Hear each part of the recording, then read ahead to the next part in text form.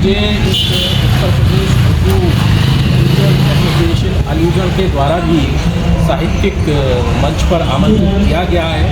मैं सामाजिक क्षेत्र का एक कार्यकर्ता हूँ और साहित्यिक गतिविधियों में भी मैं अक्सर प्रतिभाग करता रहता हूँ और मैं इस प्रदर्शनी के माध्यम से सभी जनपद वासियों से कहना चाहता हूँ कि यह प्रदर्शनी एक आदर्श प्रदर्शनी है और इस प्रदर्शनी में गंगा जमुना जो हमारी संस्कृति है उसको दर्शाया गया है और आने वाले समय में ये प्रदर्शनी और उज्जवल और लक्षित हो, इसकी मैं कामना करता हूँ। तमाम जनपद वासियों को, जिला प्रशासन को इसके सफल आयोजन की कामना और शुभकामनाएं देता हूँ।